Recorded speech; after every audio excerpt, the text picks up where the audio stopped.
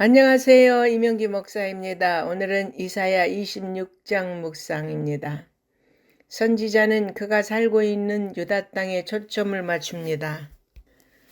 그는 그의 청중인 유다 백성에게 장차 구원받은 공동체가 부를 노래가 어떤 것인지 가르치면서 당장 그들이 어떤 태도로 살아가야 하는지, 하나님과 어떤 관계에 있어야 하는지에 대해 권고합니다.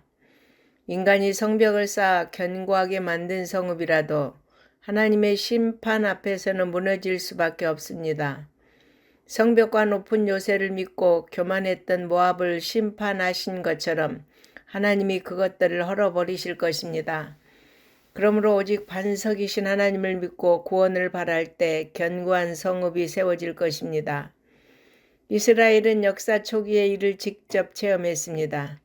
출애굽하여 가나안 땅에 왔을 때 그들은 가난한 유랑민에 불과했는데 가나안 땅의 족속들은 크게 장대했으며 높은 성벽에 둘린 도시에 있었습니다. 그러나 이스라엘 백성이 하나님을 믿고 나아갔을 때 그들을 밟고 땅을 차지할 수 있었습니다. 세상은 약육강식의 원리로 움직이는 것처럼 보입니다. 그러나 하나님은 가난하고 약하더라도 신실하게 하나님을 신뢰하고 그의 뜻대로 살려고 하는 자들을 높이시고 최후의 승리를 얻게 하십니다.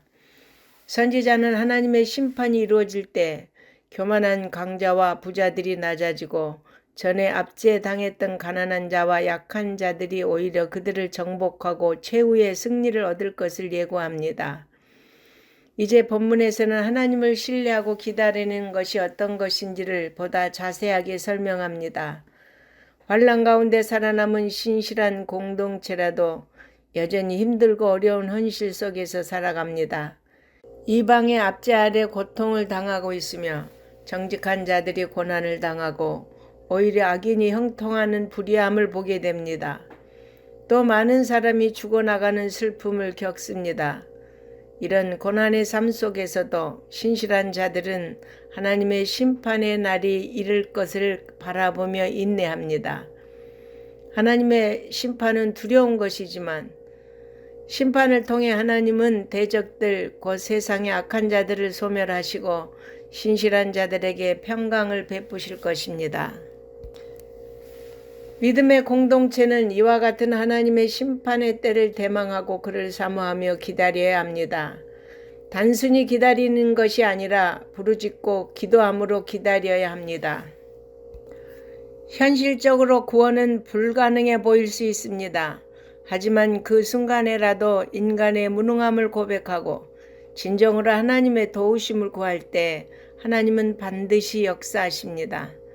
하나님은 죽은 자들까지도 일으키시고 최후의 승리를 얻게 하실 것입니다. 본문은 장차 종말에 이루어질 공의로우신 하나님의 심판이 얼마나 완전한 것인지 잘 나타냅니다. 할렐루야, 아멘.